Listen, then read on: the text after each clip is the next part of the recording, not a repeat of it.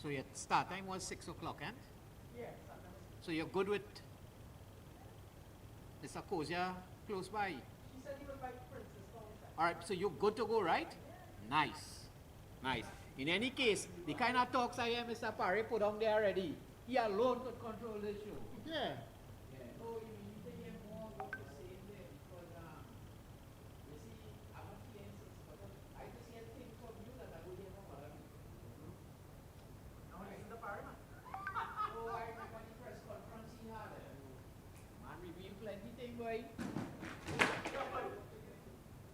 Now we see the effect of Rushton Parray of that. Well, actually, just do it. That's all. Let's put them again now. And just let Ryan come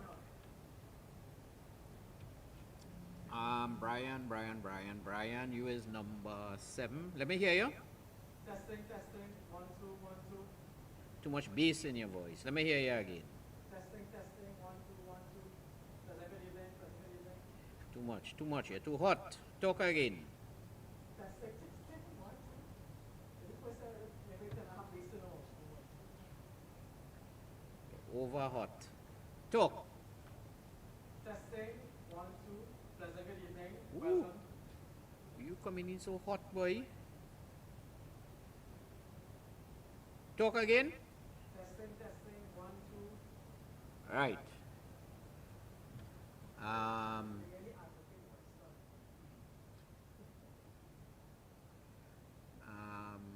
Mr. Parray, just test your mic.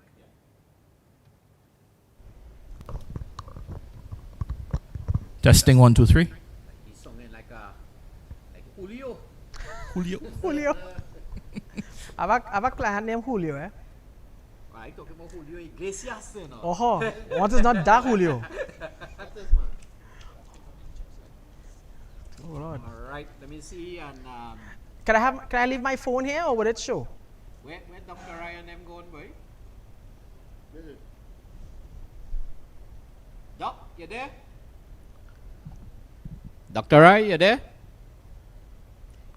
All right, you log off. Okay. Well, seeing that,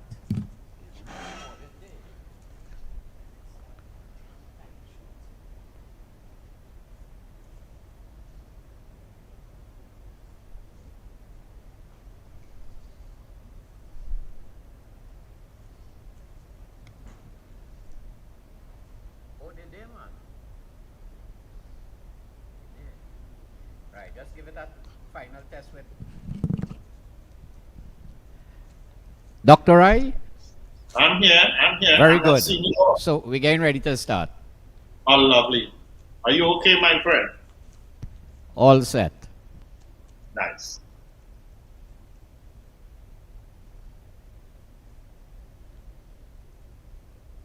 It's amazing. This is technology. This is what COVID taught us. Because we need digitally, but it has thrown everybody into that. We have left forward into the industrial age so fast. We all saw what Biden said. It's a very, very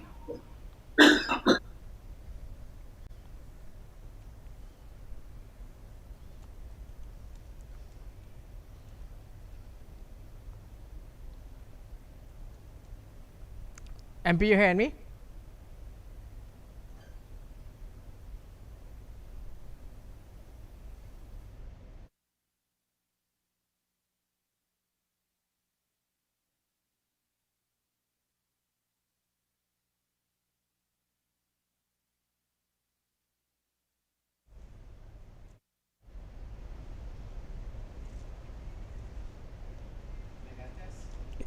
One, two, one.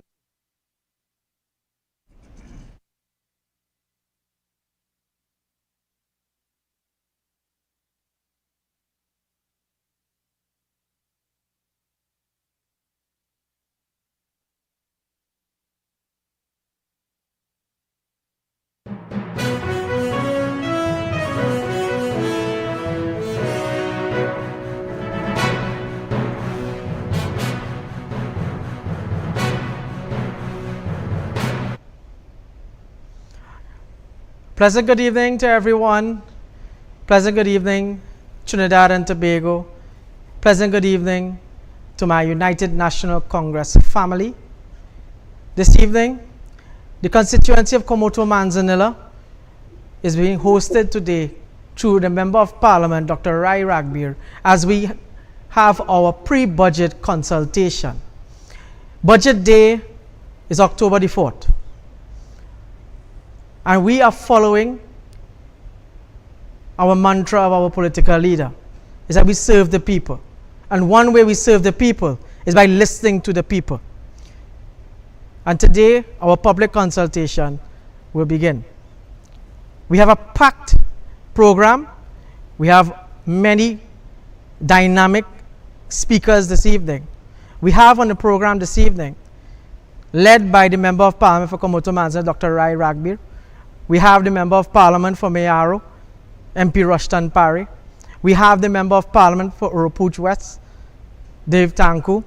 We have the Chairman of the Mayaro Rio Claro Regional Corporation, Mr. Raymond Cozier, Alderman.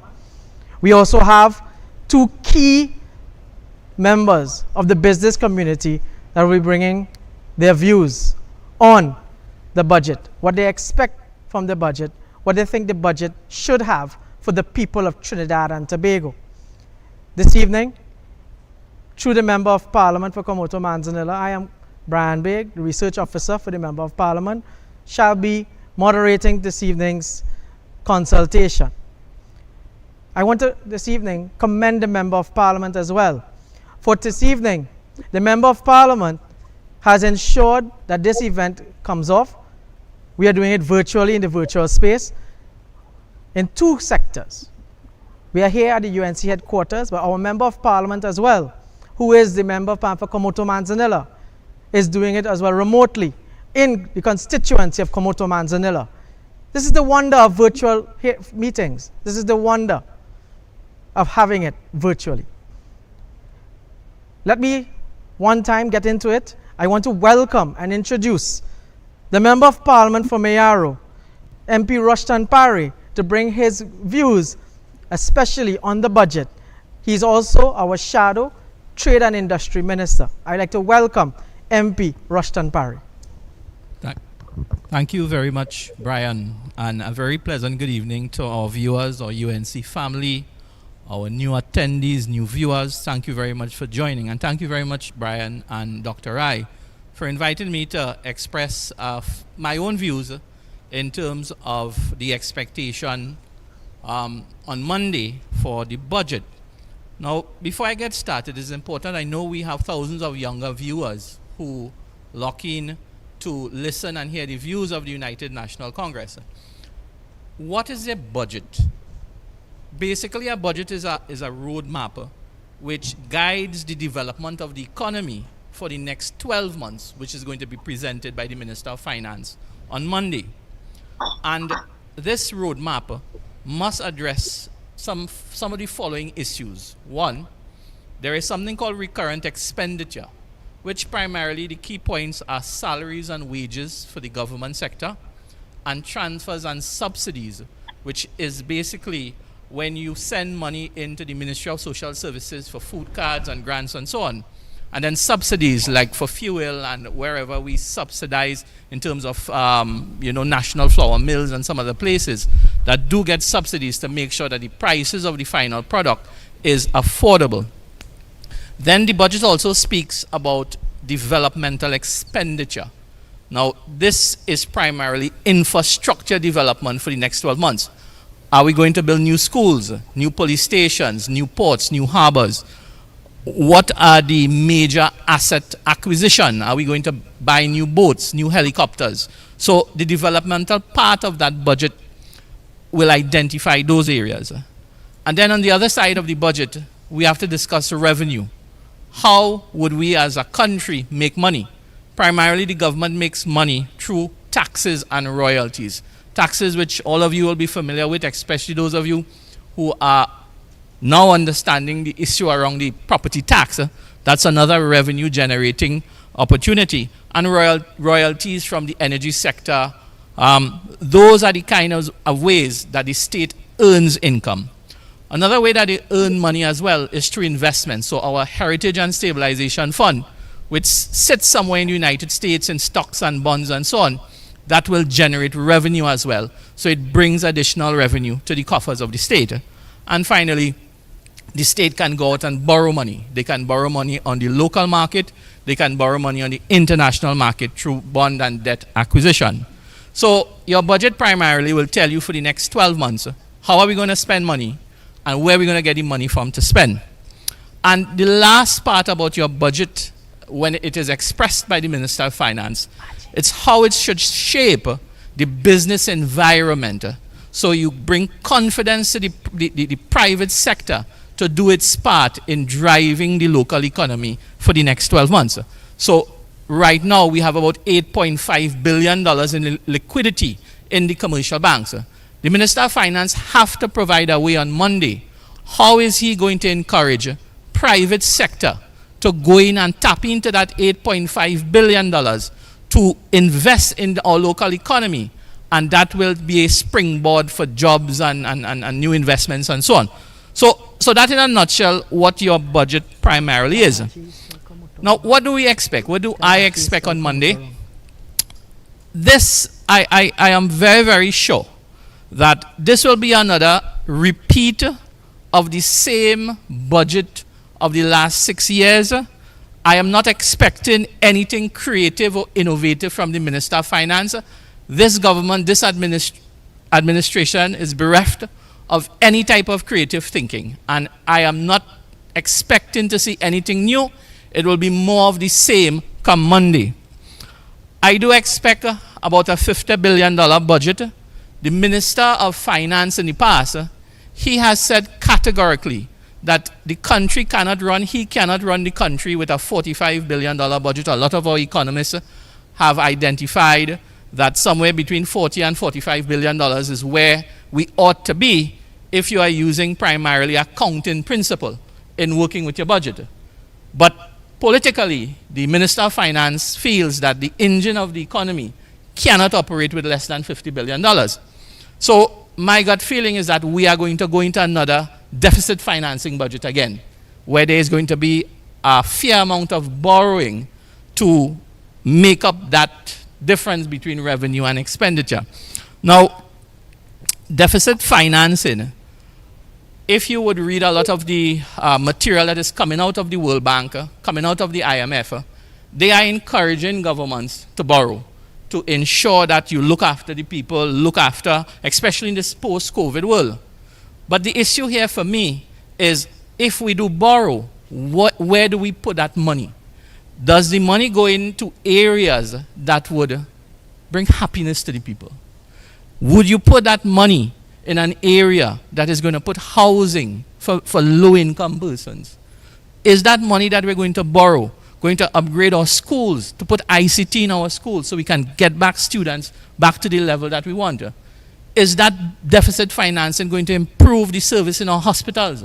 You know, those are the kind of things that we ought to be looking at, that the budget must address. How do, if we are going into debt, and I suspect the Minister of Finance, he has some play right now, debt to GDP ratio is about 85, 86%, somewhere around there. In his view, in his own words, he has identified that that is still a good place compared to other developed countries like Japan and so on, which is about 125, 130% of GDP. In his mind, he still feels he has some space to borrow. And I think he's going to do exactly that. And we have to wait and see how is he going to put that deficit financing towards improving the quality of life for our citizens. And that is left to be seen on Monday. A few other things that I expect. I think the RIC report that they've submitted on tariffs for water and power, I think that is going to play a big role in the budget, because I know they have been speaking about massive changes at WASA, and I think the tariffs will be a subject of conversation. So we can expect some conversation around increased rates for power and water. The other big item, I think, in the budget that is going to come is this relationship between the TTRA, which I believe will become law before this term is over, before this this period before December. I think that is going to come to Parliament, and that requires simple majority. I do know that there are constitutional issues with that. Several key people have spoken out against it, that it is unconstitutional to merge Customs and the Board of Inland Revenue based on the setup of these agencies, and there may be some constitutional issues. But I think the Minister of Finance is going to look at getting that off the ground, getting the valuation division off the ground with regards to the property tax. And I think last month, the President proclaimed certain sections of the Data Protection Act, which would allow the valuation division to transfer property roll information to the Board of Inland Revenue. And there is the expectation that before the middle of next year, the Board of Inland Revenue will be sending out your valuation reports to pay your property taxes. I think that is going to be a big area of where the government is going to look for some revenue to do some stuff, and I think they're going to be pushing for it. There's going to be, in my gut feeling is that they're going to continue to push for the liberalization of the fuel market. I know the legislation was in there. I think we passed that in Parliament a couple of months ago. And right now, the state is still balancing prices at the pump.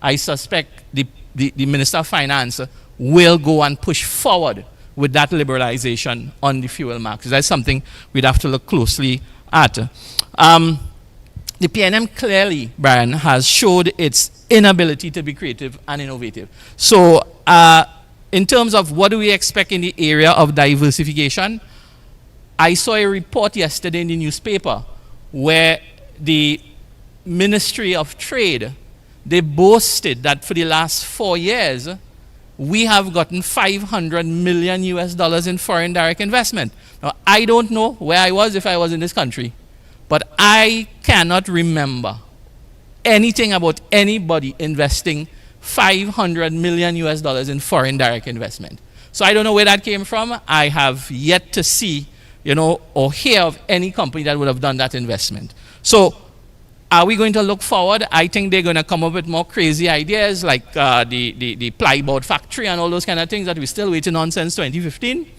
I think we might get more of that type of nonsense in the budget to make the population feel that they are doing something at the end of the day. There is an issue, I think, that is going to be big on the table concerning the foreign exchange market. Right now, I know the Minister of Finance has indicated that he has no intention to float or devalue the currency at this time. What is happening, the state has to find mechanisms to control the black market of foreign currency. There is an imbalance in the foreign currency market that must be addressed, because right now exporters are selling at 678, but when we have to purchase on the black market because there's not enough revenue available, businesses are paying between $8 and $9. So that imbalance is creating a problem for us here in this country. Mr. Imbert has to find mechanisms to reduce that black market, but we must also understand that if you don't have the foreign direct investment to put the US in the economy, where is going to get it from? So again, lack of creativity. 6 years has gone, this administration, and they have created no new opportunities for finding new foreign exchange. So that's a problem that must be addressed. Food prices. Food prices is a big issue. Right now on social media, everywhere you turn to, the country is crying out with food prices. What can the state do? Now, the state does have some tools. While the state cannot control the commodity prices that is leaving the United States or Europe or China, I have asked the Minister of Trade to look at adjusting the shipping charges to pre-COVID rates. So right now, a container from China, which would normally cost you $3,000 US, to land in Trinidad is costing between $20,000 and $25,000 US. When you add that CIF onto the price of the goods plus VAT, then you see how the price skyrocket when it hits the supermarket shelf. The state can intervene and advise to get those things down, charge the pre-rates and so on. So food prices is something I think the government has to look at in terms of bringing more affordability to prices at the end of the day. And finally, in terms of my expectation, I want to see local government get some money. I think local government is key in terms of driving the country, driving the economy. I think it's key in bringing comfort and happiness to our burgesses at the end of the day. But when local government is, their hands are tied behind their backs, they can't get funds to do things, you create a level of disenchantment in the country. And I think that is something I'm hoping to see addressed in this budget. So Brian, I know my time is always up, but I will be happy to answer questions on some of these things that I've raised as we go along. Thank you. Thank you very much, Member of Parliament from Mayara, Rushton Parray. MP, you touched on a lot of pertinent points. You touched on a lot of issues that have been nibbling at the nation. You were very good, and I thank you. And I think that there are a lot of questions that will have to be asked. We do have some questions from thousands of persons that brought in. And there are some questions I think that you may be able to help us with. And I'm glad that you talked about local government. We have with us, that will be on very shortly, the chairman of the Mayara Regional Corporation, Alderman, the Alderman for the corporation. So I thank you very much. So within that, I would like now to bring on, the business sector plays a major role. The business sector's comments is very important to have. We have with us this evening, remotely from Sangre Grande, we have a member of the Eastern Business and Merchants Association, who will be coming to give us what their views are on the upcoming budget and what they are expecting. So I now turn to the members from the Eastern Business Merchant Association. I now turn to them and I welcome them and I thank them for attending this evening's meeting. Thank you very much. Thank you very much, Chairman. My name is Ricardo Morgan. I'm the president of the Eastern Business Merchants Association.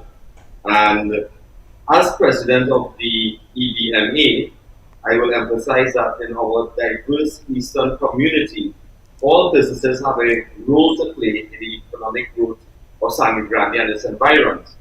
Now, the EBMA believes that employment is at the heart of our economic, social, and community well-being.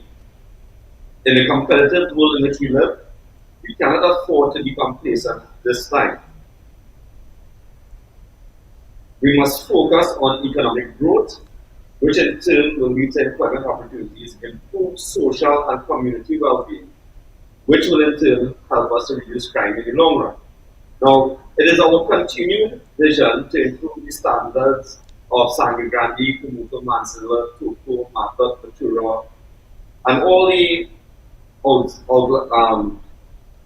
outlying towns by being innovative, creative, as we encourage businesses, both small, medium, and large, to avoid being complacent in these trying financial times. Now, it's time for us to be proactive. We must change our mindset and say that we can to maximize the opportunity and potential. And to achieve this, we must collaborate and dare to be different and have the courage to drive and the ambition to solve these things. More than anything else, it is my view as president that people make this city and county, and we will develop it into what it is. But people, like all our businesses, have great ideas and an insatiable appetite for solutions. We need to work with the government to achieve these goals. There are numerous endeavors the EBMA will continue to pursue, and we hope that in the upcoming budget, consideration should be given to the following areas. And I will start. Education.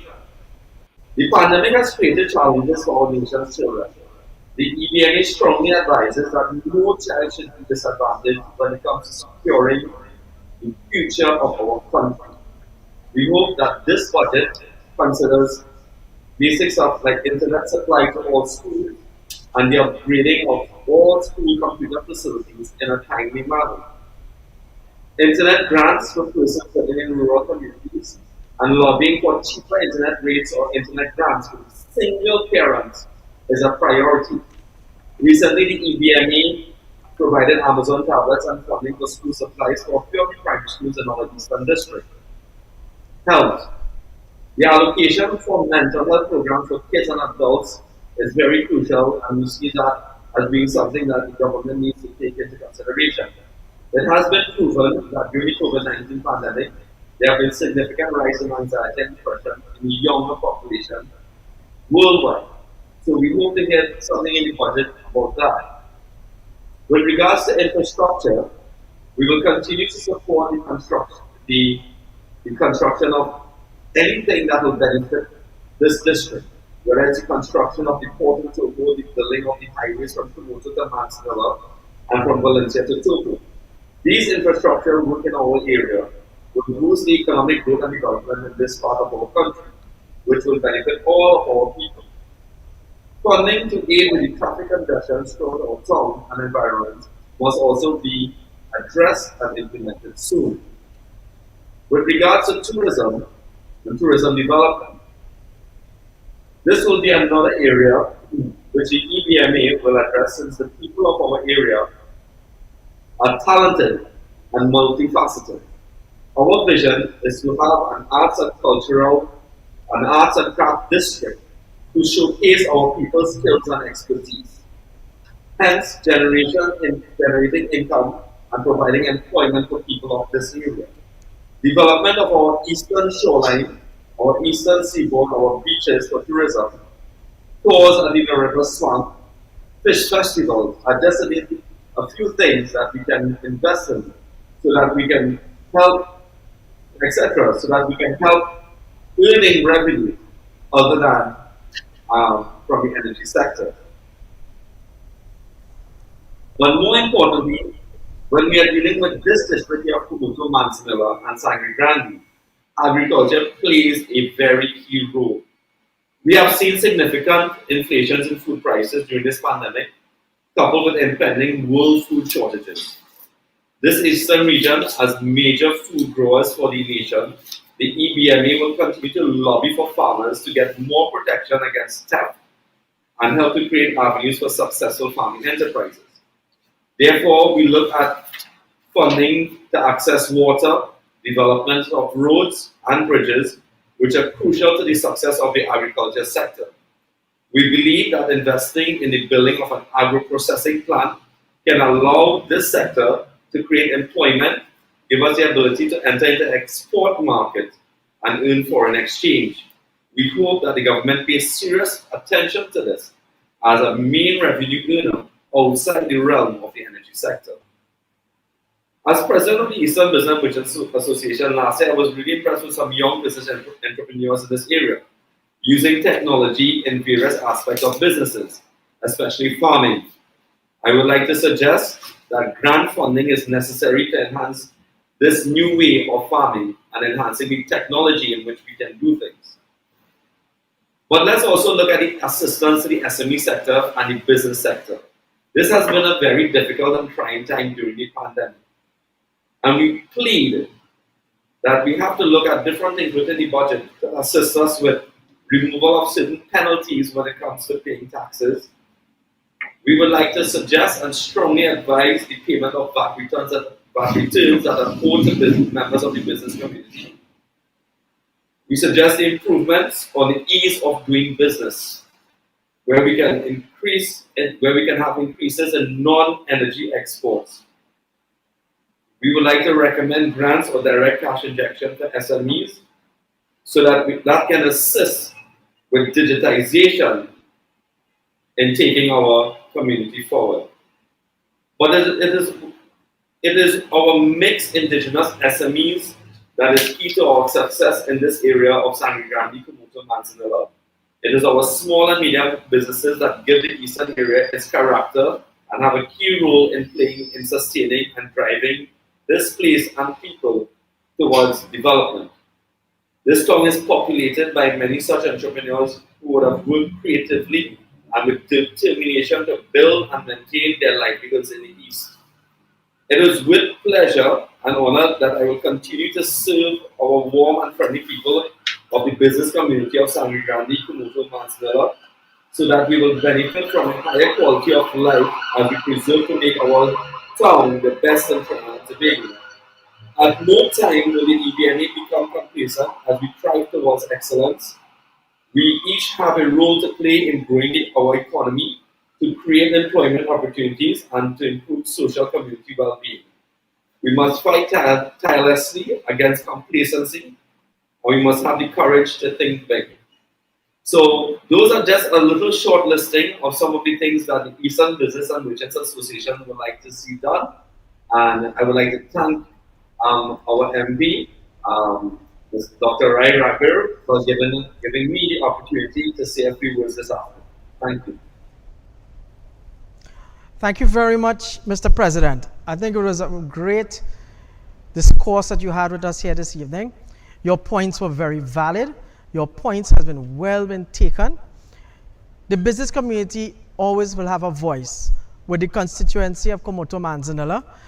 And I too would like to commend the Member of Parliament for ensuring of having a member from a great Chamber of Commerce being in this consultation, especially when we have the president of such organization here. I'd like to thank you, sir. Thank you very much.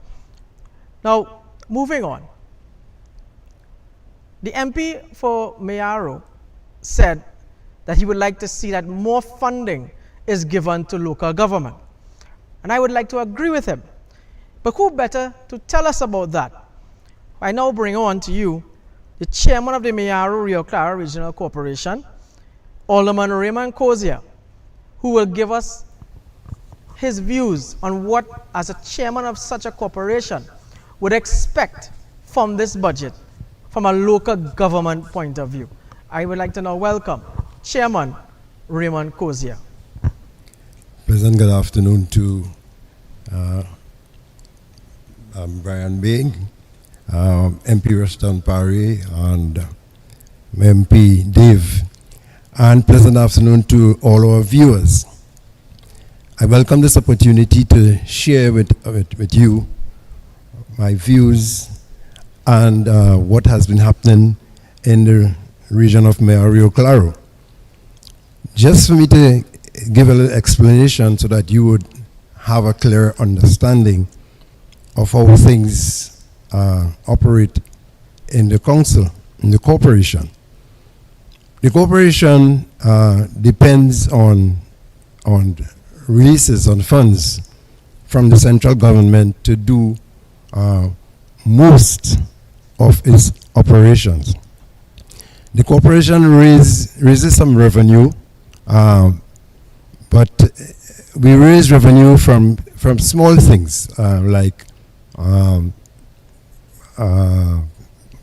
rental of booths, rental of the market spaces, the food badges, and small things. So those things brings in small sums of money, like probably 200-something thousand, small sums of money. That's like a drop of oil in the ocean in terms of what is required to really run an operation as a regional corporation. So most of the funds has to come from central government. And every time when it's at the end of the fiscal year and budget time reach, each corporation prepares their draft estimates and present to the government for what we believe would be required to run the operation of the regional corporation. So that you make representation on different heads, and monies are released on different heads. So very quickly, just for me to give you, for you to understand. So monies are released on PE, as its personal expenditure, that is to pay wages. Monies are released for goods and services, and goods and services has different categories. So we have the categories on cemeteries, market and abattoirs, maintenance of buildings and grounds. We have local health authority, and we have maintenance of state traces. So monies are released on all these different heads. So just to give you an idea of what transpired during the last year. I wouldn't go too far back because my time is limited. So for 2020, 2021, under personal expenditures, our draft estimate, we requested $64,775,000. We received, they released 42. So that employment, you would understand, employment was a serious challenge. It was difficult to increase any employment in any significant way in the region. So many of you would say, well, the corporation not employing, and why we can't get work, and so long we sign in for work. But we cannot employ without the receipt of money, funds to pay. So we had over $20-something million in a shortfall based on what our releases were. So goods and services under general administration received nothing. Okay, and so under cemeteries for electricity, we just received $355. Markets and abattoirs, we requested $54,000. We received 12. So on maintenance, a very important one, maintenance of buildings and grounds, etc. You would understand we have numerous grounds. I can't remember the exact amount, but every electoral district has 3 or 4 grounds. Some have 5, right? Under that, we requested 1 million. We received none. So you would see all our pavilions in dilapidated state. They are not maintained. Right now, the pavilion in Guayagua, they have no roof. The one in Beach. It was difficult for us to do any maintenance of our pavilions and grounds, right? Then we go on to local health authority. Now, local health authority is your garbage collection, your water truck, your bulk waste removal. Those are a very important aspect of the operations. So we requested 17 million. We got 10. So you got 7 million less. So those are the situation that we have had to deal with in the region of Mayaro Claro. Now, I always say Mayaro is to Trinidad and Tobago as what Miami is to the United States of America. So we were all is very interested in the tourism development in Mayaro. And we would have requested, we would have submitted in our budget a budget proposal to do some beach facilities in Mayaro because there's none. We receive none.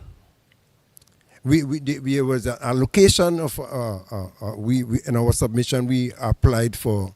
To start with, we say we wouldn't go too heavy. We start for $1 million to start something. We receive none.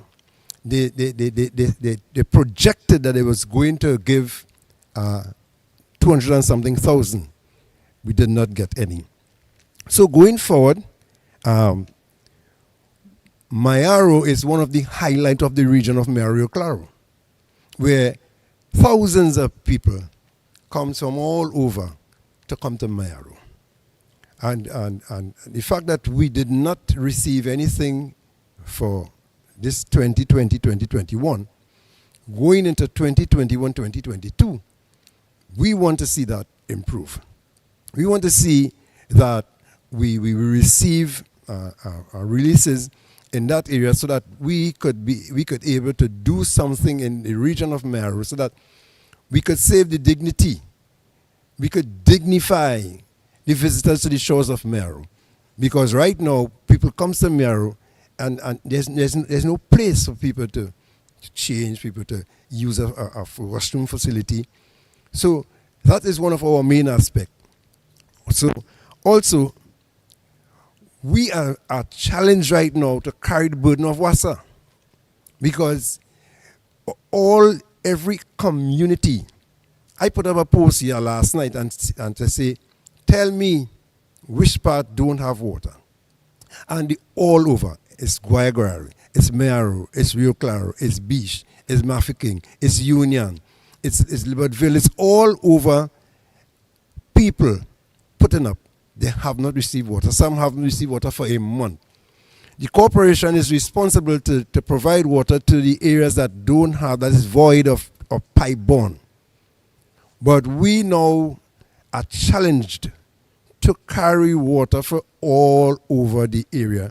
And then you would see in the maintenance of vehicles, our releases was minuscule. $122,000 we received for maintenance. A vehicle fleet of about 79 vehicles. 129,000, that could hardly carry one truck for a year, right? And then we have to do that for all our trucks. Right now, one truck is working. We have 3 water trucks. One is working. The roads are bad. Every day when the truck leave, it's spring break.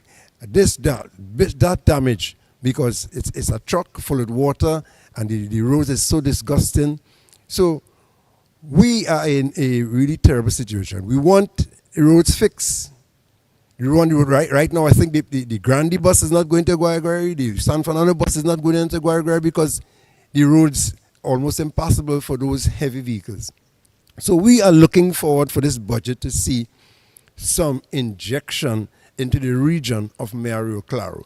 The Ministry of Works, they don't have a backhoe, they don't have a roller, they don't have no equipment.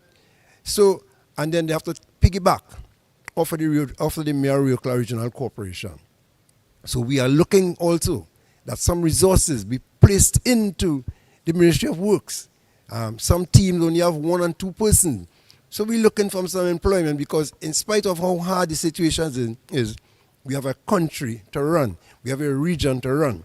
When you have a house, the children in the house doesn't understand that daddy don't have no money. Daddy has the responsibility to provide. He has to have the skill, he has to have the wherewithal, he has to have the innovation, he has to have what it takes to accumulate, to provide for the children. So, Rio Claro, we are looking for injection into these areas so that we can improve the standard of living for the residents of the region of Rio Claro. Thank you. Thank you very much, Mr. Chairman.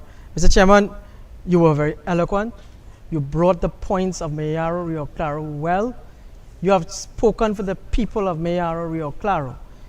I've always said that local government is the heart and soul of this nation. And what we are seeing these days is that local government is suffering under this government. We have a Minister of Works who said that he's in charge of 20% of all the roads.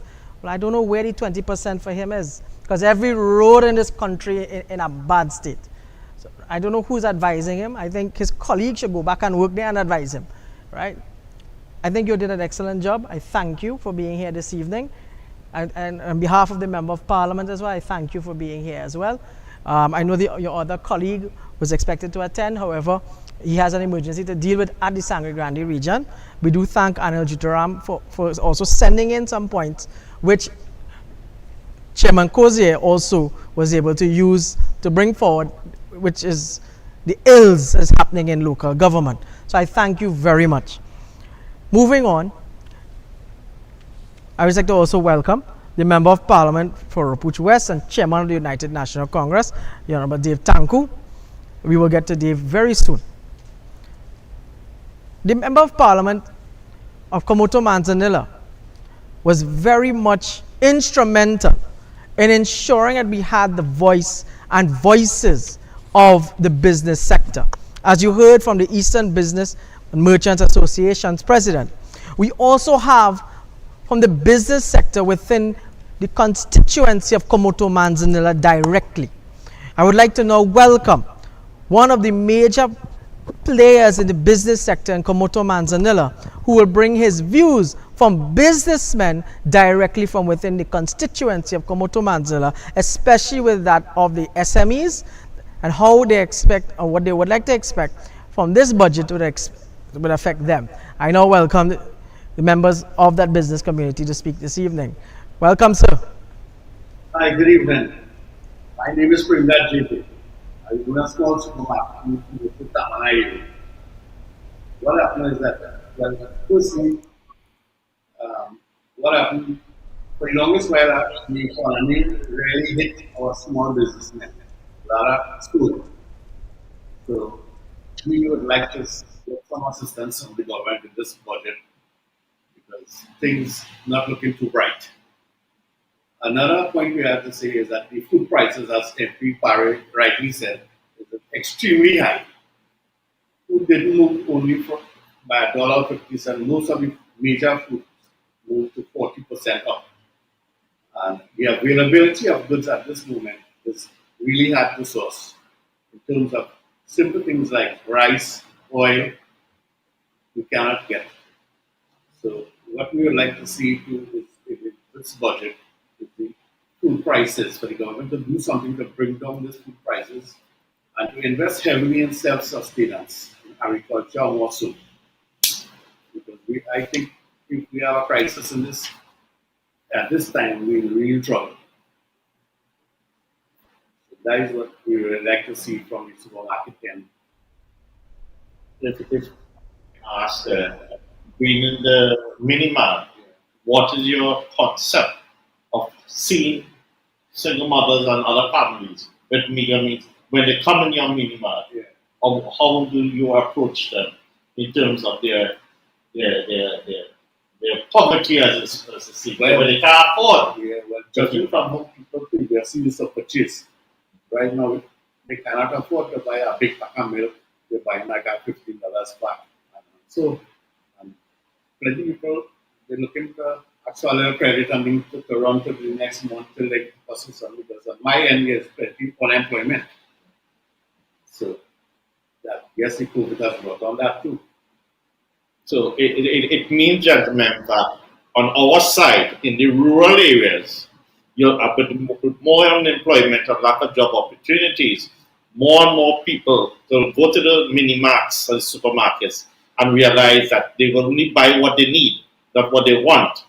And whatever they need, they'll buy very small amounts. Using the long phrase, back and neck, a pound of onion, a pound of garlic, and a pound of Yes, that's our. Yeah, I think we reached back to the stage that they want 2 onion and a garlic, a head of garlic. People are buying groceries like how they say, buy monthly groceries, but they need every day. They come for small things. So, really hard. Thank you, Chairman. Thank you very much. Thank you very much, MP, as well. This is what this consultation is about. It's people-centered. And what you heard there is clearly what our theme is on. And our theme is surviving an economic state of emergency. Because we are in a state of emergency, but it's an economic state of emergency. And what that gentleman there was hitting some serious points there, that people are feeling it. And that's what a budget is to be for. A budget must be there to ensure that the real man, the poor man, must be able that he could buy, as you heard, a pound of onion, must be able to buy a bag of bread, and still have a little something to buy for the 2 children. But now you're hearing that they can't even buy something for 2 children. And this is because we are really and truly in an economic state of emergency. And with that, I see no better way than to introduce our next guest. Our next speaker is our Shadow Minister of Finance. He is none other than the Member of Parliament for Urupuch West and also the Chairman of the United National Congress, Mr. Devendranath Tancoo, better known as Dave Tancoo. I'd like to now welcome Dave Tancoo. Thank you, Chairman Brian, Member of Parliament for Mayaro, my very good friend Rushton Parray, Member of Parliament for Kumuto Manzanilla, my other good friend Dr. Rai Ragbir, members of the local government fraternity, members of the business community, listeners all, good night everyone. I actually think I have the easiest job here tonight. My responsibility, I think, is the easiest. I listened to my colleague speak before. I think he covered quite a bit of ground. But my thing is, I know that I don't have the difficulty in convincing you, citizens of Trinidad and Tobago, that we are in a serious crisis. I think we know that from what we call anecdotal evidence. If you look outside, you see businesses have closed. If you go walking anywhere, you see everything is shut down. You all have friends and family who have studied hard, gone to university, and cannot get a job now. 5,000 children came out of universities of all sorts, tertiary education, and cannot get a job. There are no jobs available. And we know too that this didn't happen overnight. It took 6 years for us to get here. It took 6 years of this government's incompetence and mismanagement for us to get to the point in time as we are in today, where we have the highest level of national debt ever in the history of this country. And I want to focus on that for a reason. You see, when government borrows money, they don't ask you how to spend it. They go ahead and spend. But you taxpayers are the ones who have to pay for that money whenever government borrows. So a government raises money to spend by several ways, one of which is taxation, regular taxation, one of which is the sale of assets, one of which government has state corporations that generate revenue themselves, one of which is borrowing. This particular government has borrowed $47+ billion. Not million, $47+ billion in the last 6 years. The net public sector debt, that is the debt that you citizens owe to the rest of the world, to the banking community and to other lenders, institutional lenders. The net public sector debt is $125 billion. I wonder if citizens understand what that means. It means that you now have to find $125 billion whether this government leaves office today or not. And as we are moving forward, we are learning that the government intends to borrow even more money. Now they have raided the Heritage and Stabilization Fund. That is the government's piggy bank. That is your taxpayers' savings. They've taken several $1 billion out of that account as well. $2.4 billion US out of that account. So right now, what we have is a government that is spending money wildly. And you would have just heard from my colleague, my friend, Mr. Chairman of the Mayaro Regional Corporation. You just heard from him. They're not getting the money to do what is necessary in their community. And I think the same will hold in every regional corporation throughout Trinidad and Tobago, except maybe Port of Spain. Because while in Mayaro, you don't have enough money to patch roads or to fix a piece of equipment, in Port of Spain, you had a mayor who was planning to put AstroTurf on a playground. That is how PNM is behaving.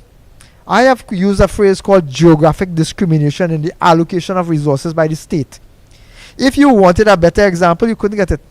This is geographic discrimination. Mayaro is suffering right now. Kumuto Manzanilla is suffering right now. I am the MP for Urupuch West, and our constituencies are all suffering now because of the fact that the government has different priorities. And while they're coming with this budget to raise taxes on you, while they're coming right now to find creative ways of picking your pocket, they are forgiving NGC. They are forgiving persons who swore a fiduciary duty to spend money carefully.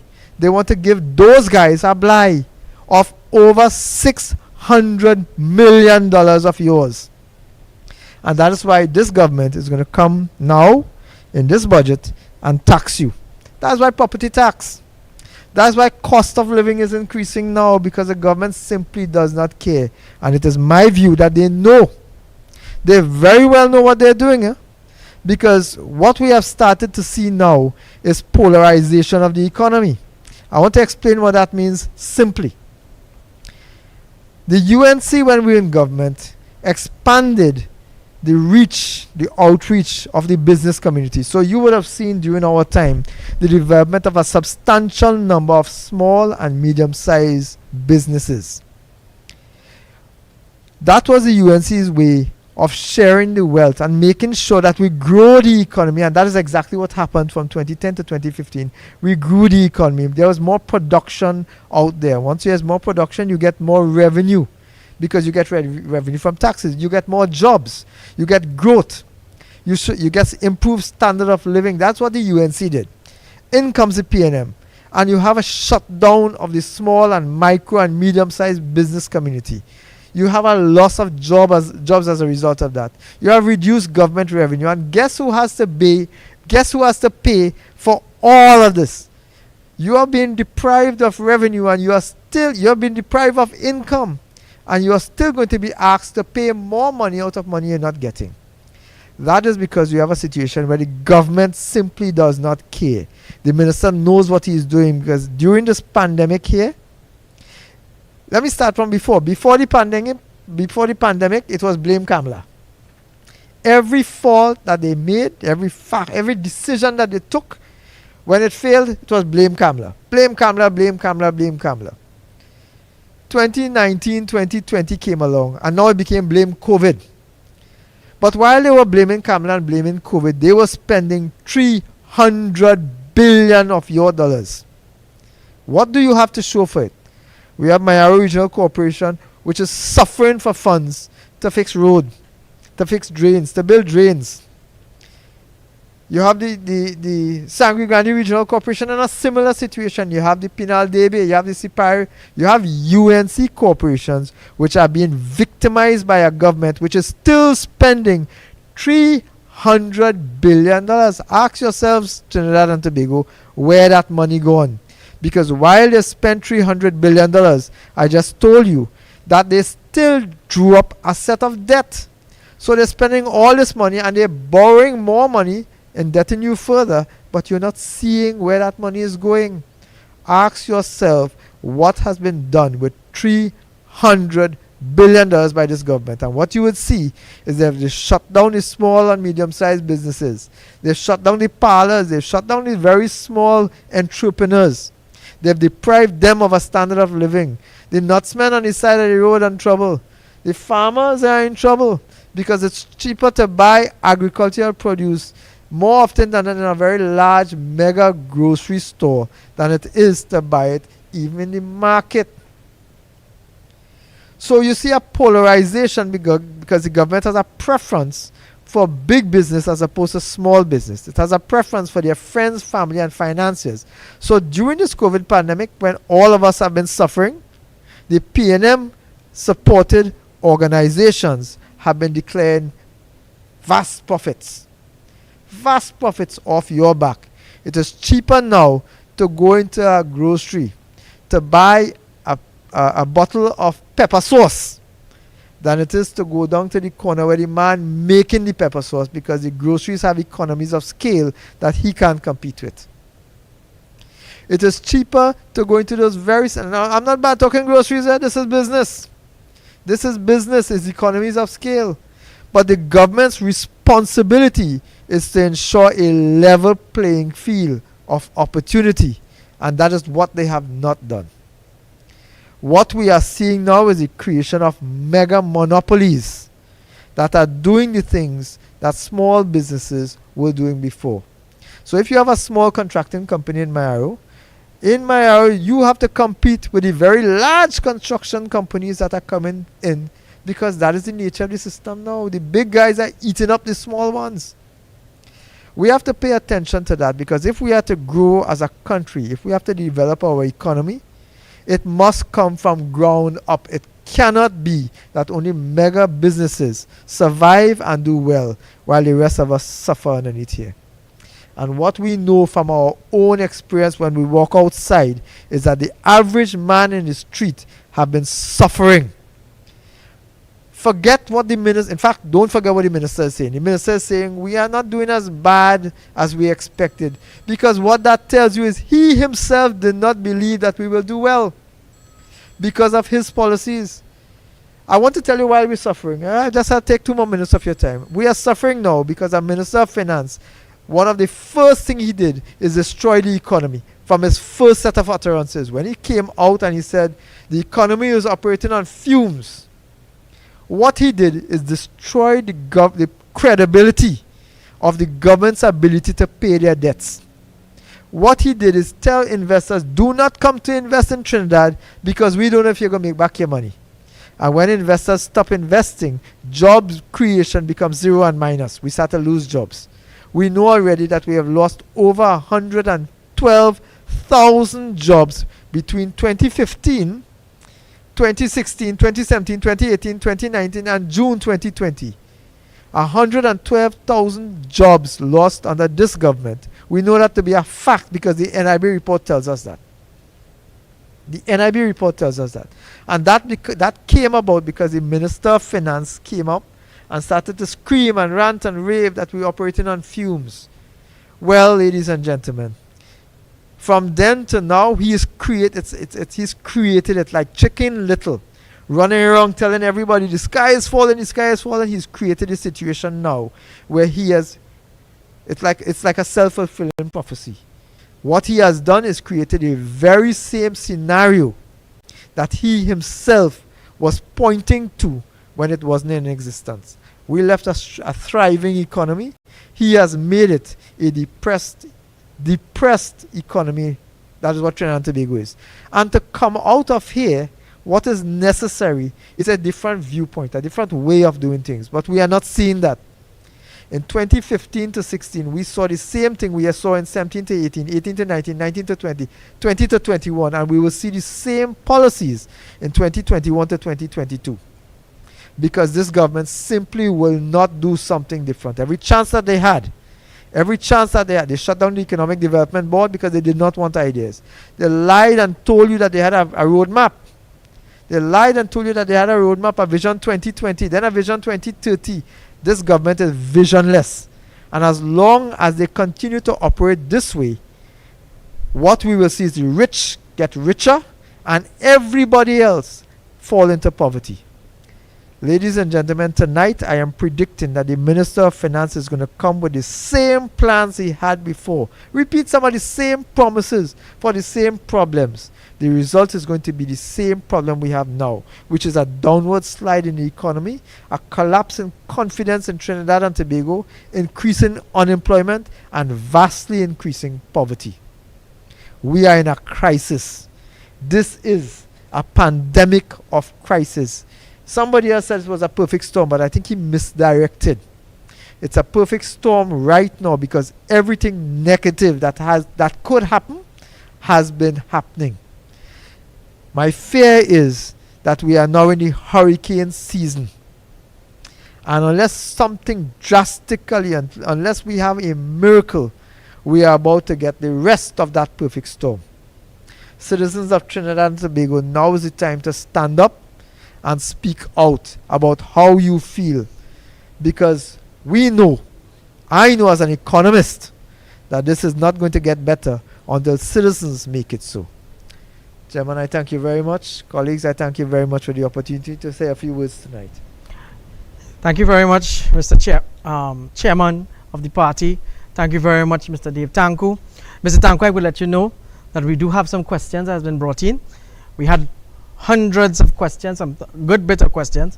Some of these questions definitely will fall within your portfolio.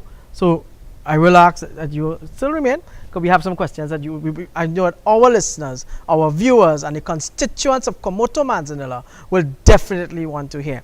Mr. Tancoo, you raised some very good points, some points that the people of Komoto Manzanilla has been asking about, has been speaking about. This is why this consultations was needed. This is why, again, this party led by Kamla Prasad Bisesa is people-centered. And this is why we've brought these consultations to you, I can tell you that some messages has been brought into me that some people are taking it in their homes. So I want to thank our social media team led by Mr. William Archie, who has made sure that we are able to stream this. The persons who are watching it, feel free to share this live. People are taking it in. I actually have a person saying, I'm spending my Friday nights watching the UNC. That, my friends, is the party for the country, the United National Congress. Moving on, I bring now the gentleman who ensured that this consultation took place. A gentleman who has always been on the ground from since being elected in 2020. He has always been going house to house. He has been ensuring families are taken care of.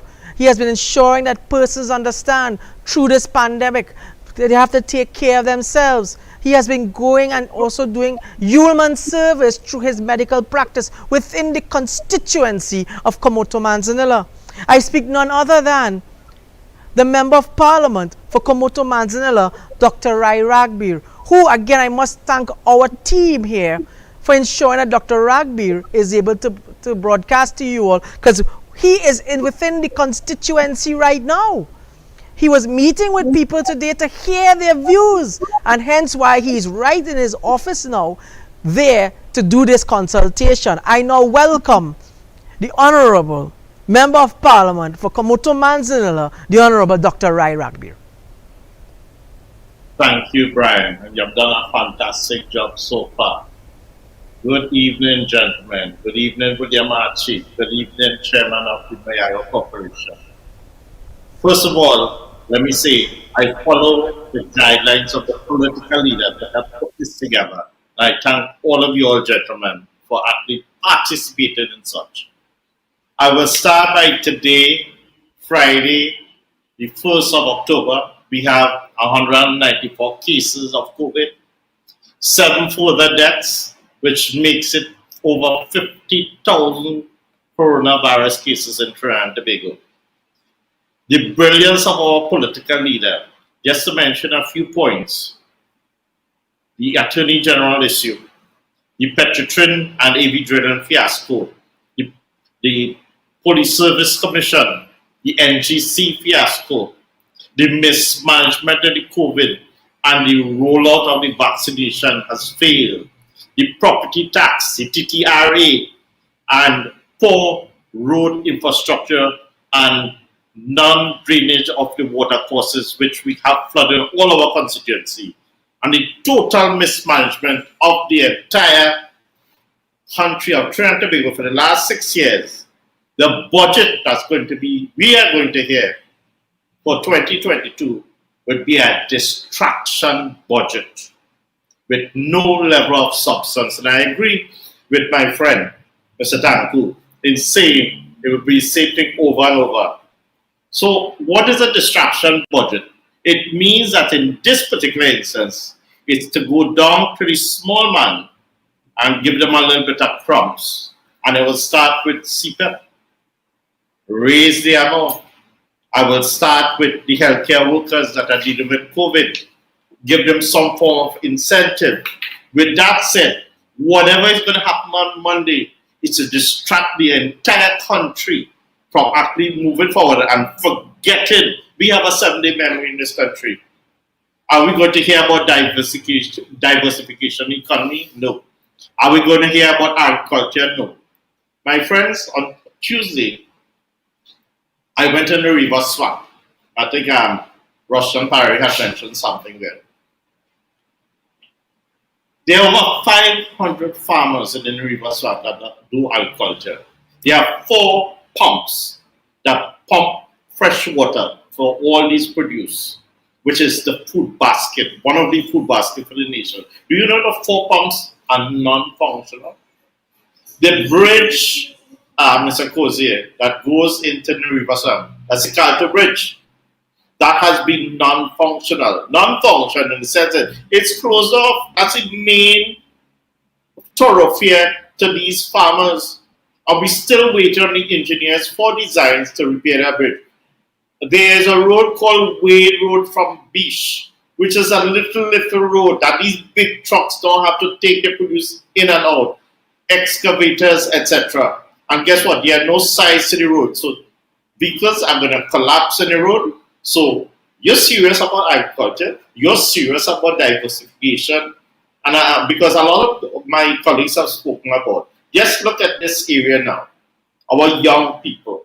Many of our young people right now, because the school is online, many people don't have to go to school on Monday. That's Form 4, 5, 6, because the parents are 2 minds what had happened. But you know, the minister said school is on Monday. But I'll tell you, I'm on the ground.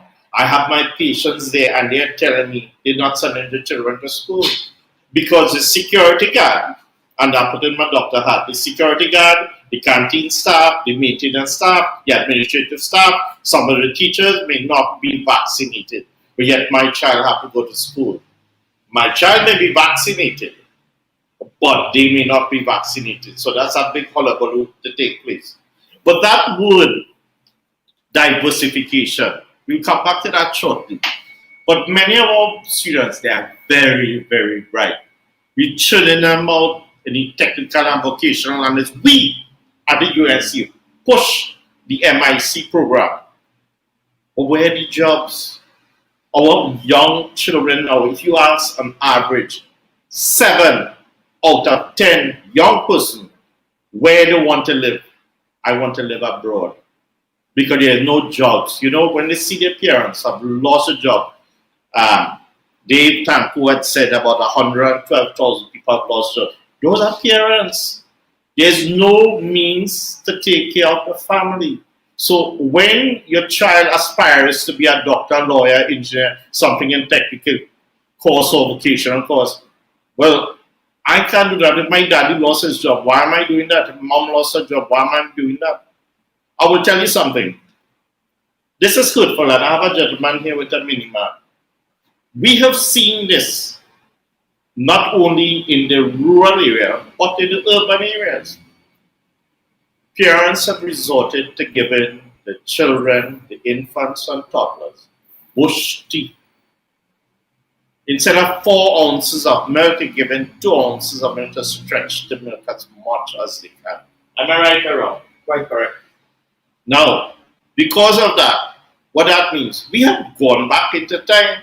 So that budget for 2022, that budget is to, first of all, distract the entire population.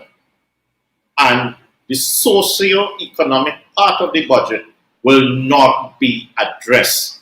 And what I mean by that, and it was mentioned before, on average right now in this country, and in terms of the adults, I would say over 90% of adults in this country have some level of anxiety and depression. They don't know what's going to happen next.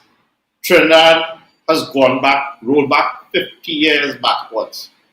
And if I buy a new car, bandits may come looking for me. If I repair my house, they say the perception I have money. So that's where the social ills are of the society. But coming back to the health part of it, COVID.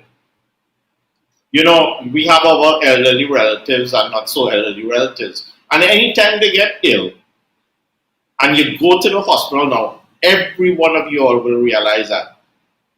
They will tell you that they will first think that you have COVID, and they will not deal with the original diagnosis. Am I right or wrong?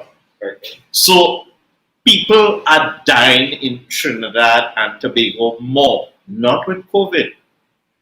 No person is being addressed at the hospitals, clinics, at the health center clinics. All they're getting is a prescription. And their kidneys are getting worse. They are getting blind because they're bleeding in the eyes. The heart is failing, but they have poor means and they are going to die.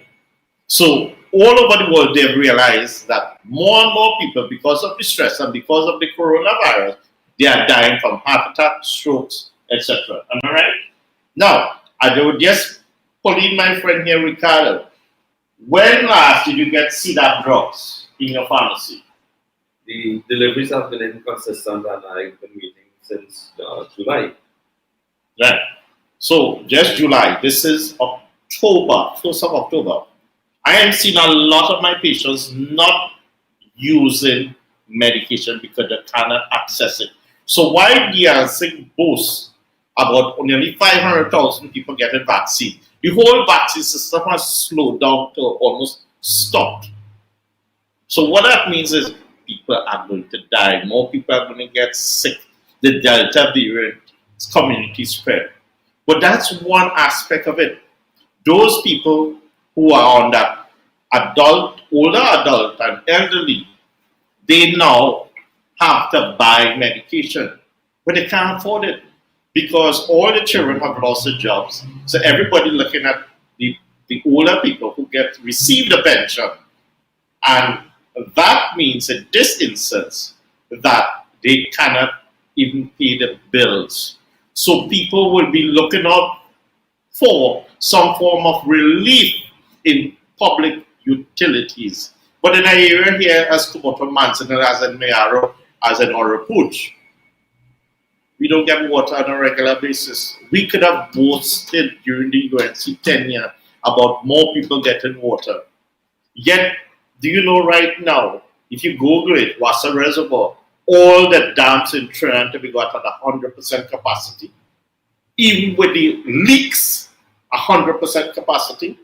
But we are accustomed in this area, people not getting water every 3 to 4 weeks, and then they will get a trickle, they'll get some measure of, and of course they will bear me out of a water truck. But guess what? Many of these contractors have not been paid. They have not been paid. And what that means, I will tell you what that means. That people will continue suffering. They continue to suffer from depression. And look out for one of the Prime Minister's messages. Say, bars open. So when people consume the alcohol or whatnot, it's Christmas time, parang season, we forget all the issues in the country. And that's how the government, or the PNM government, seems to get away with everything. But you know what? I agree. Hear what? People need to stand up and say enough is enough. I have no job, my children have no opportunity, and guess what? The bank's taking my car, they're taking my house, how do I live? And that whole social structure with landlords and tenancy, do we think that we're going to see anything like that in the budget? Maybe, maybe not. But we are hopeful that something like that may happen. But my friends, definitely, this is going to be a distraction budget about everything and anything that needs to be happening. I want to mention something. I know it's happening now in the country now. There's more illegal quarrying in my area. There's more illegal logging in the area. And these heavy trucks already damage those secondary and tertiary roads. And I dare say, I wait to see that there's so much money that's coming out to repair roads, but yet now it's just paving. That's what we have grown accustomed to as compared when we were in government. But there is a definite geographical discrimination. If you are UNC corporate, if you are UNC MP, resources very, very limited. And before I end, I want to say something. You'll keep noticing, well, I and MP Parray was on the Joint Select Committee on cannabis. They want to push cannabis to get money from both domestic market and from forex. With that said, I know it's late and we want to go on and on. So, Chairman, I have just wrapped up. Thank you very much, Member of Parliament for Kumoto Manzanar, Dr. Rai Ragbir. You heard an MP who is definitely in touch with his constituents. A lot of constituents brought in points to Dr. Rai. Hence why Dr. Rai was able to speak on a lot of issues brought to him, especially the issue of the illegal quarrying, the illegal logging. It has been led to a lot of our roads in the constituency being in such a bad state. The MP is quite correct that there is a lot of geographical discrimination going on in Kumoto Manzanar. Also, Mayaro, Orapooch, West. In fact, anywhere that map had yellow, there was total discrimination by this government.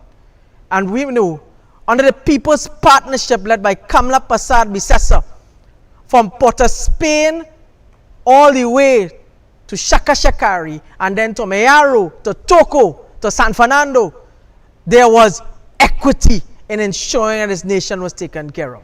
That cannot be said under the People's National Movement led by Dr. Keith Christopher Rowley.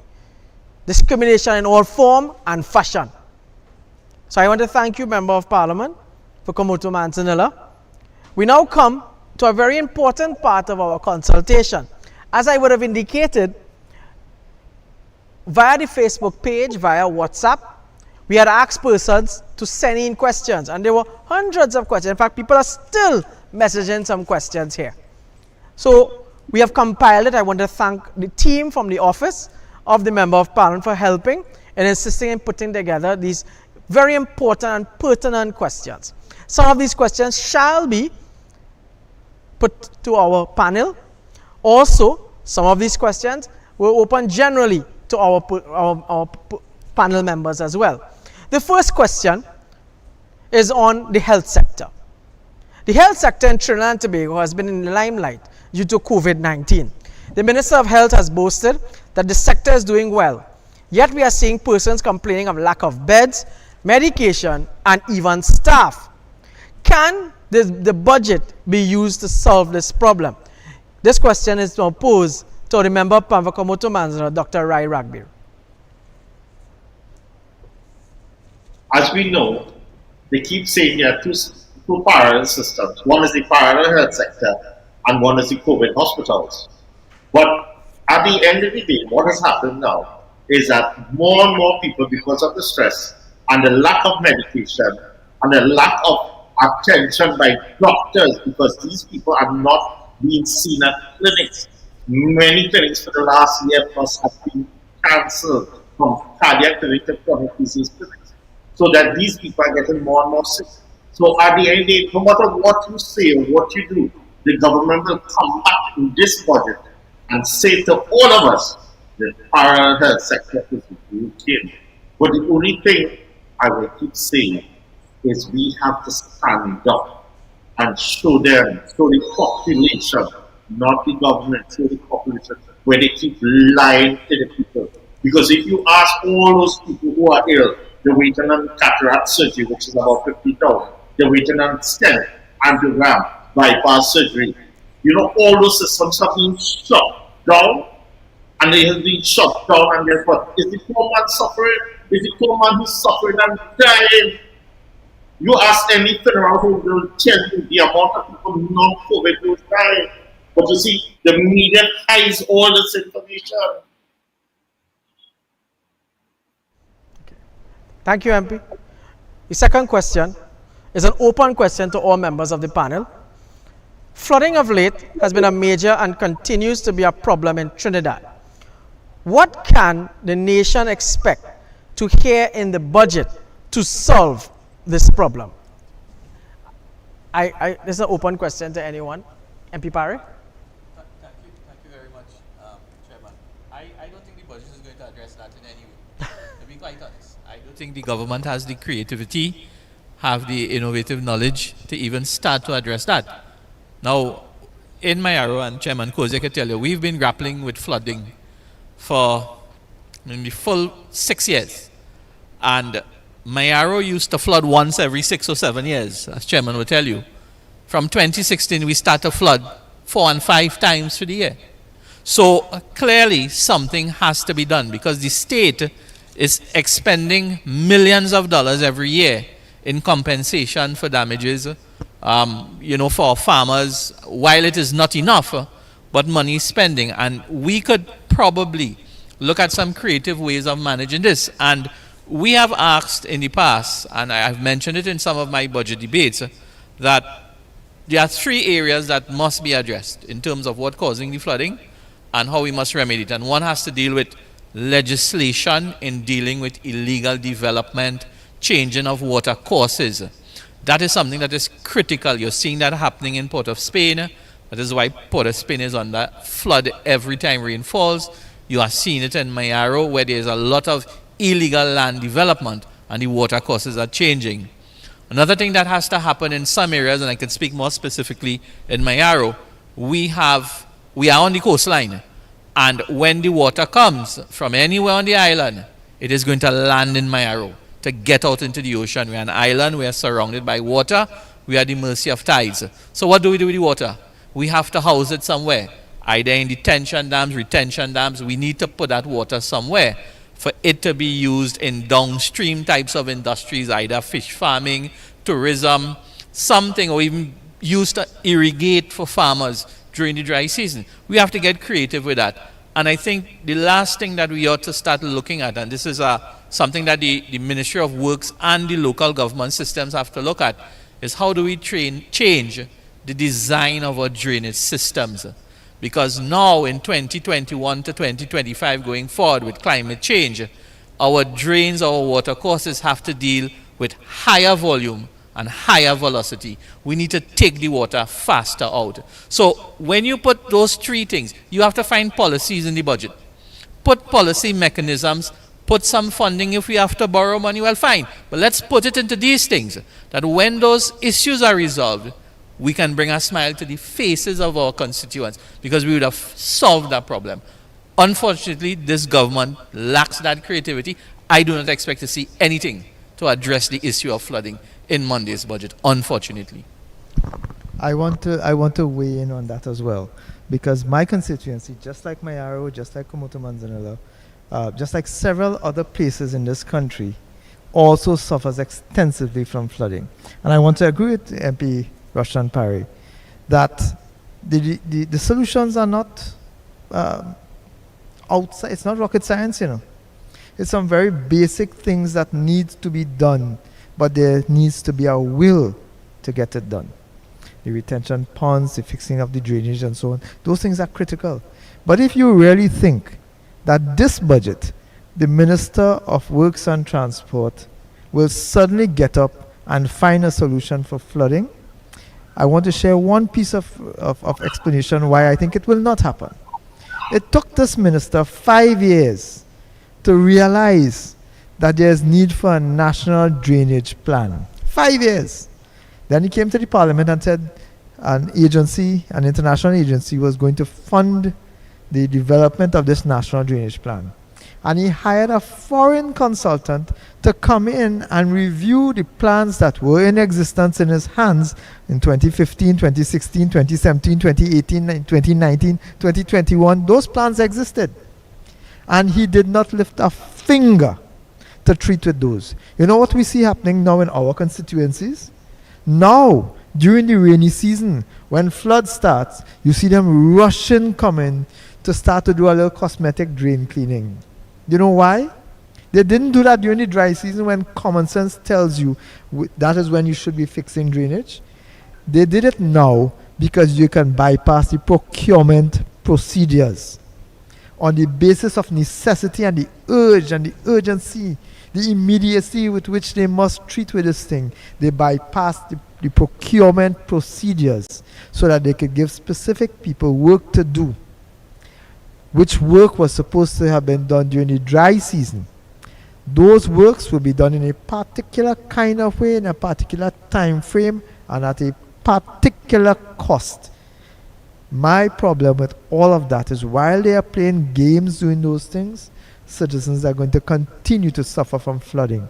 There's something called a development program that we see every year in budgets.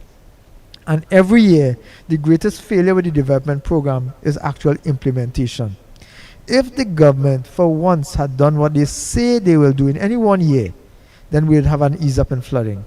If they would fund the regional corporations as they are supposed to, then the regional corporation will also be able to do its part. But that does not happen because it benefits specific people, specific interest groups in the government to do everything last minute, rush to rush. So you don't see that we are spending more money than we should have to get less results.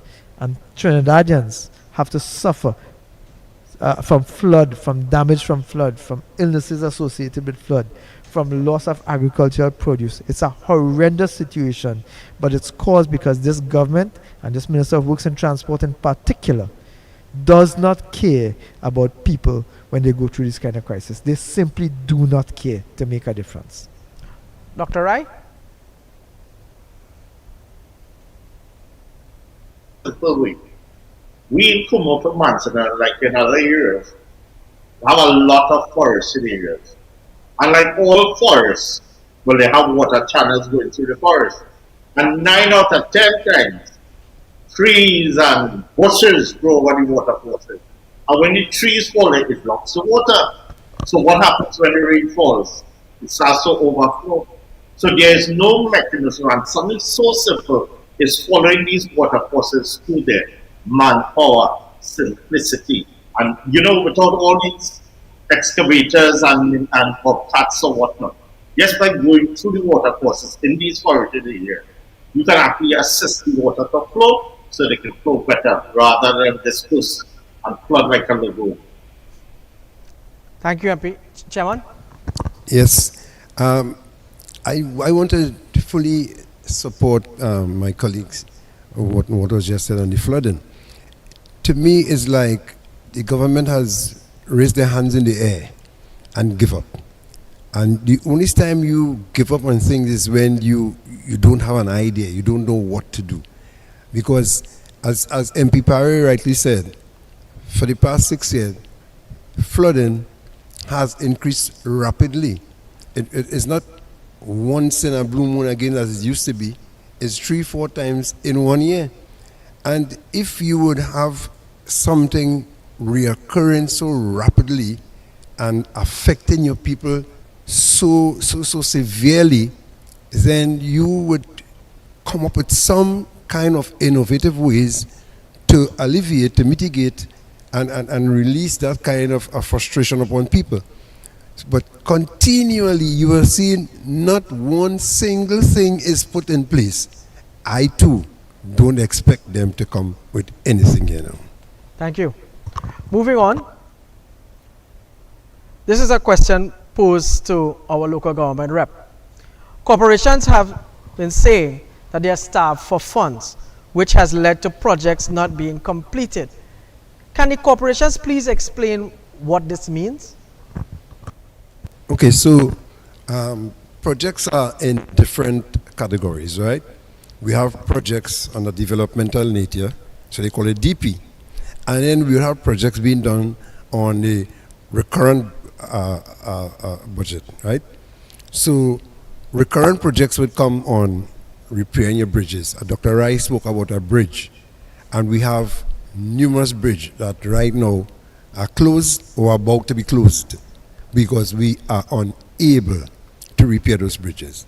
Because when you have a release for maintenance of 150,000, what repairs, what project, meaningful project that could do to relief and bring relief to your situation? When one bridge, whole abutment gone, one bridge, all the planks, all the runway, everything dilapidated. That one bridge taken more than $150,000. So how could we do those projects when we have to depend on central government releases to do this project? DP projects, they release funds for DP project, and those projects of a developmental nature are able to finish because you get full funds for whatever DP project, whether it's a drain or a road to pave. But there are significant, important projects to be undertaken under the recurrent release. And there is where the real problem are, because you can't take on the project to maintain your pavilion, which is needed. You can't take on the project to maintain the bridges. You can't take on the project to maintain your vehicles. You can't take on the project to important the water truck. Very important. You can't maintain that. The cutters for the grounds, you cannot maintain the grounds because all the cutters are down. So these are the situations that regional corporations are being starved right now, and especially the UNC corporations. Thank you, Mr. Chairman. I hope the nation is hearing that our corporations are being starved for funding. The Minister of Local Government, open it a little bit now, man. We get a little more money now. Pay a little more money now. I just say it like that. Moving on, and this is a question posed to MP Dave Tancoo. I'm hearing about property tax. Is property tax going to be included in this budget?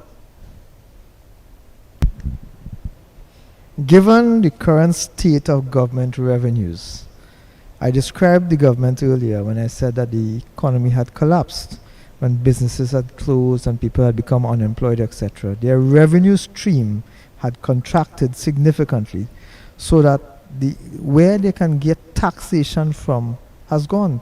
A lot of tax opportunities have been lost, and the government has not created any new revenue streams. So what they are going to come to do now in this budget is what he tried to do, I believe, in 2019, and people could correct me if I'm wrong. What he tried to do in 2019, which is to ram property tax down your throats. It is coming. As sure as day follows night follows day, property tax is coming in some form or fashion in this budget, because the Minister of Finance has been desperately trying to sap up as much money as he can everywhere that he can. So property tax is coming. The first installment has been this valuation forms that they have made people, they've threatened people that if you don't fill out the form, they will charge you $5,000. They've put you before a court as a criminal and charge you money. But the problem is not whether the property tax is coming or not. The problem, quite frankly, has to do with the way the property tax is being calculated. They are calculating properties, your residential properties. I'm just going to use that as the example. So residential properties are properties like my own home, where I have built my home, the home that I am living in, or a home that you are renting. That's a residential property, so it's your home. If you are renting from somebody, or if you are renting to somebody, that place is commercial. So this is people's homes. You are not earning an income from your home. So the government now comes, takes a look at your home, you provide this information based on the annual property value. You tell them how much rooms you have, how much tiles, what kind of tile you have on the ground, what kind of ceiling you have, etc. And they will make a determination that if you were to rent your property, it was going to get this much income. And they're taxing you based on that. Mind you, you don't get that income, so you're not getting any income. So what this is a fallacy. They are charging you what is in effect an income tax for income you are not receiving. And I want to draw a parallel. The Minister of Finance might be driving around. I don't think that he will come in our areas. I think he is more inclined to certain other kinds of areas where the roads are smooth. But he may be driving around and see a car in your yard. Now, my father was a taxi driver. So let's assume that a taxi driver earns $200 per day. Let's assume that the taxi driver earns $200 a day, and the minister drives around, sees a car in your yard and says, you know what? There's a car there. That car can earn $200 a day. Rushton Parray, your car is earning $200 a day, whether it's parked up or not. He's saying that your car can earn $200 a day, so let me tax you on your car. Because it can possibly, if you were using it as a taxi, generate $200 a day. That's the problem with the annual rental value. That car is not earning revenue. Your house, your home is not earning revenue. As a matter of fact, you have to keep spending money to fix it. You have to keep spending money to improve it. So he's taxing you based on income that you are not getting. And if you are a pensioner, that's even worse. If you are a pensioner, that's even worse. But if you have in front of your home, and it happens in all our rural communities, where in front of your property, you put up a little stall because you're planting a little garden on the side, and you have 2 sweet pepper to sell, and you have a little pimento, etc., etc. That's not a commercial property because you're doing business there. So pay attention. This government is coming with this property tax, but the way they are doing it, they are creating a situation where they are taxing you for income that you are not receiving. That is unethical. That is wrong. That is malicious. That is vengeful. And that is an act of desperation from a government who has already wasted money all over the place and is now coming to make homeowners pay for it. And residential properties are the first ones that will be taxed. The first ones that will come. So yes, property tax is coming. Brace for it unless we speak out now. It is coming because it's already in the law. Thank you. Thank you, Epi. I just want to add two additional items.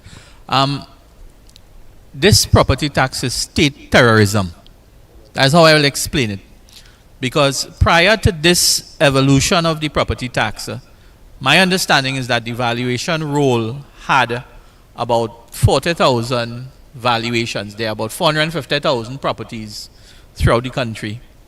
The state, by law, needs 50%, about 225,000 homes, before they can push the lever for the Board of Inland Revenue to send your tax forms, or your tax payable forms. I think they are terrorizing the people of this country by threatening, well, not threatening, because they have instituted this $5,000 fine if you don't submit those valuation forms by the end of November. If that is not terrorizing people in this country, especially poor people, I don't know what else is. The other issue, Dave is absolutely correct, where they are renting you, they are charging you on money that you will not earn. How can you charge 3% on unused land? The land is not being used. You're not planting a baigan, a bodi plant, nothing on it. But you have to pay 3% on a piece of land. That is irrational. It is unreasonable, more so on the climate that we're in. But I think the government is pushing, and I do believe that with the fear that they are instilling in people, with this $5,000 fine, I think they may get to the 200,000 valuations, and I think the tax is going to come. I think that the fact that the president had proclaimed that section of the Data Protection Act, which allows the valuation division to transfer information to the Board of Inland Revenue, I think that cleared the way for the taxes to come as early as probably mid-March next year. So I think the people of this country need to raise their voices and strike down this as terrorism of the state in true PNM fashion. Thank you. Thank you. So MPs, would you then say that the fear that persons are having is a genuine fear? Absolutely. So, because property tax is going to happen. So folks, Halloween coming up. If you're looking for a scary costume to wear, dress yourself as a property tax form. You will scare everybody. Or dress yourself as Coleman Bird. That is even worse. Ah, there you go.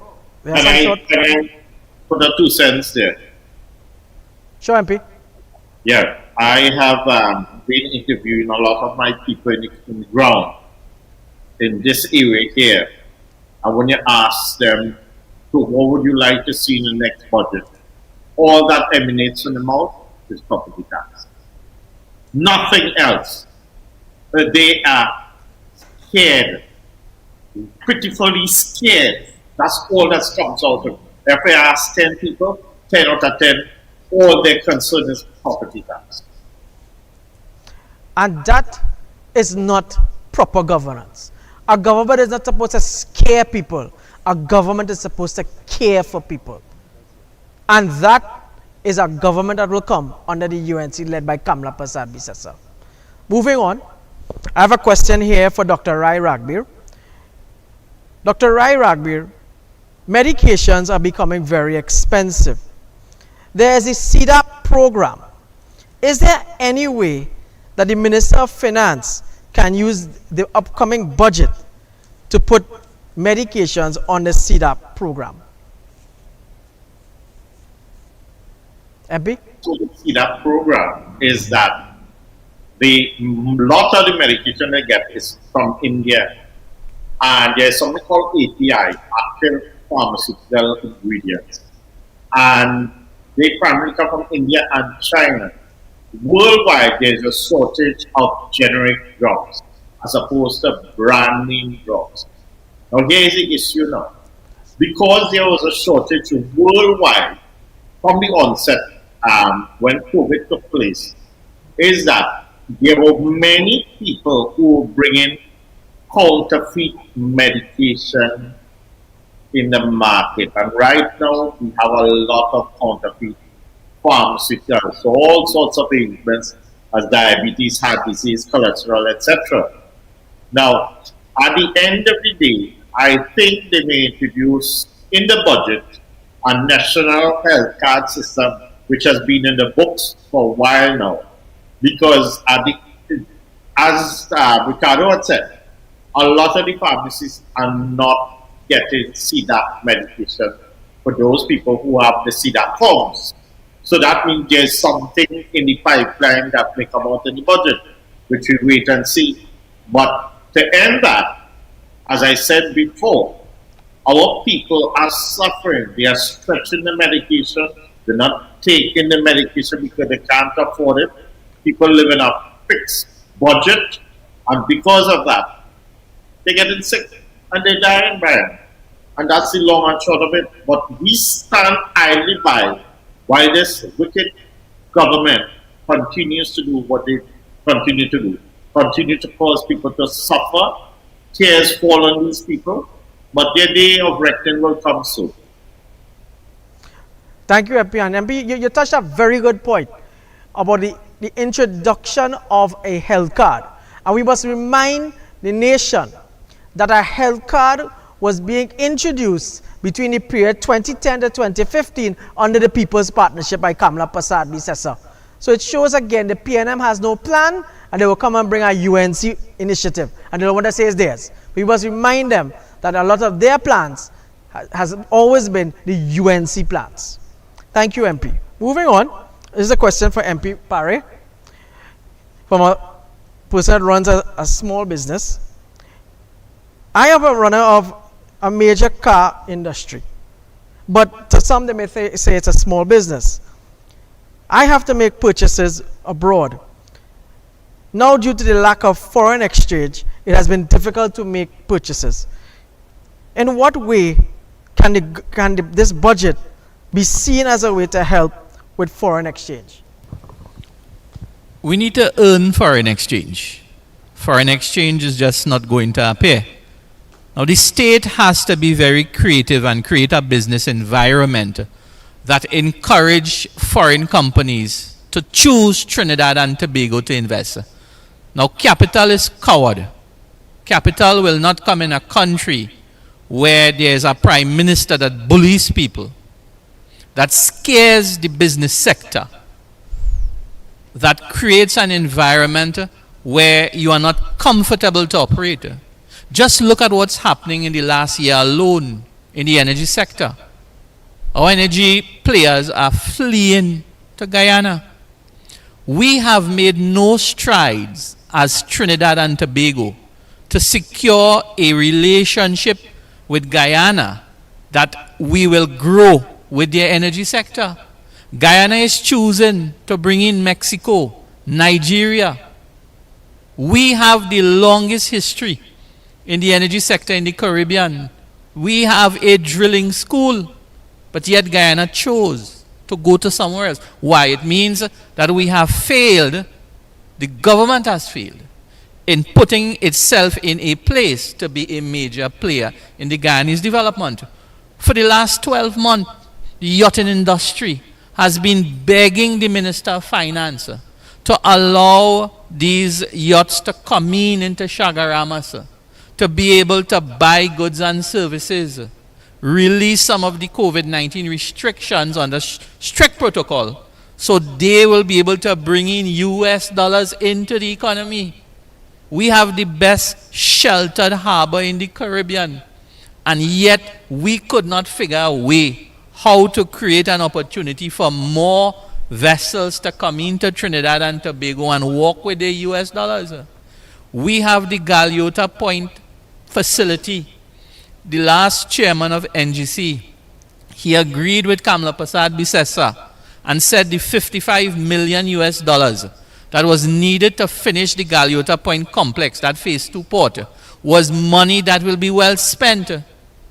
And if that was well spent from 2016 to now, we would have been able to increase maritime activity to support the Guyanese energy sector. I'll give you an example. Right now, Guyana have one FPSO operating in their oil sector, and that requires about 10 drilling ships and about 100 utility vessels. Now, half of that traffic is being docked in Chagaramas and in the Labrador deepwater harbors, and we are earning some money. But think about this.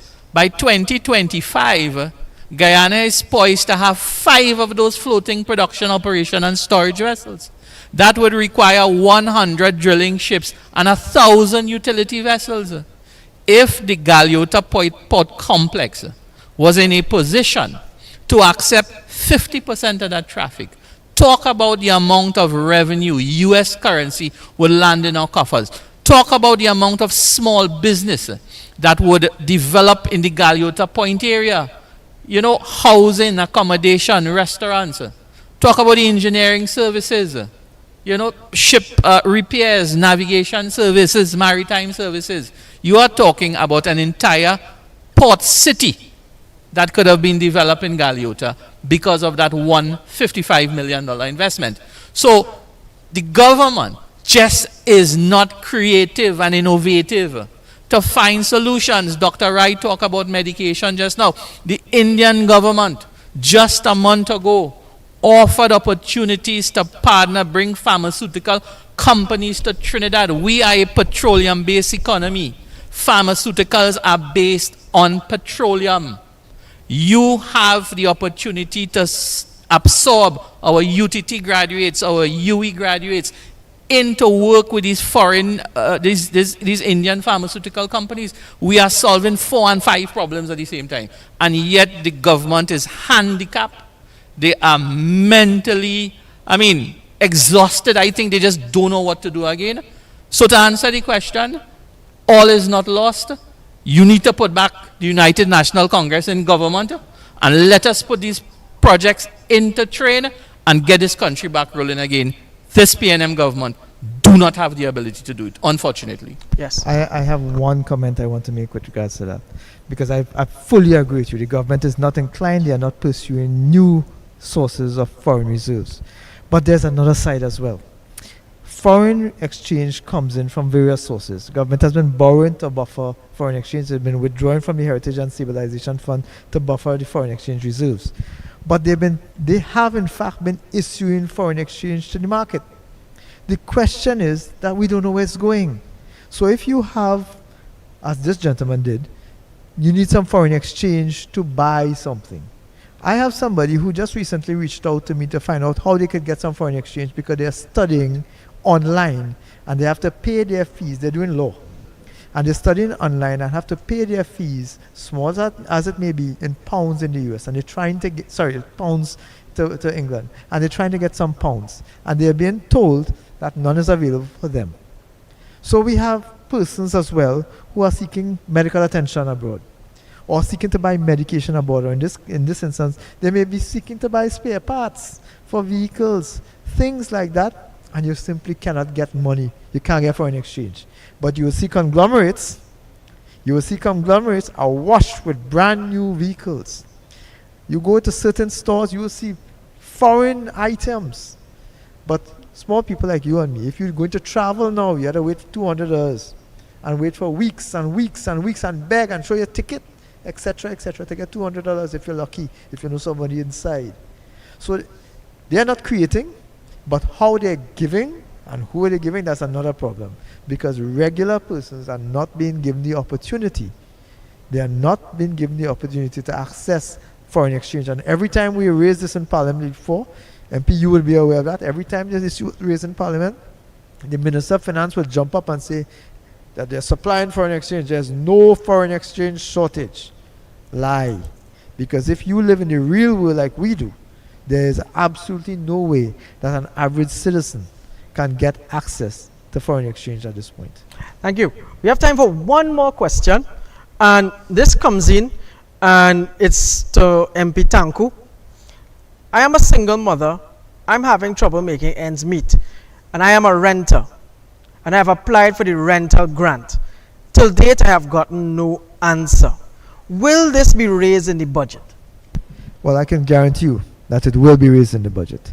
It was raised on the last occasion as well, when we challenged the minister, all these ministers, the Minister of Local Government, the Minister of Finance, the Minister of Community Development and Family Services, all these agencies that are involved in some form or the other of providing some kind of financial assistance to people who have been suffering because of government policy.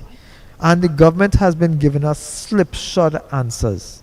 I am aware, we are all aware of instances before when the minister said that 7,000 persons qualified last year to get the income grant. They knew that these people qualified. They knew these people were poor. And for 1 year, they did nothing about it. Unfortunately, this young lady, I'm sure she's not the only one. There are thousands of persons in my constituency and in your constituencies as well, where they would have applied and not even had the courtesy of a response from this government, much less get access to the grant. Thank you. We are now coming to the close of our virtual pre-budget consultation. I'd like to thank all members of my panel here today. Chairman Kozia, MP Parray, MP Tancoo, I thank you. I would like to invite the Member of Parliament for Komoto Manzanilla, Dr. Rai Ragbir, to give us his closing comments this evening. I just want to add that what we are going to see in this budget is basically what they've been doing for the last 6 years. That's me selling away the patrimony of Trinidad and Tobago. I have recently heard, some of you all may know Eric Poso, there are 80 acres of land there, and discussions have been ongoing very recently to liquidate 60 acres of land for someone in the private sector.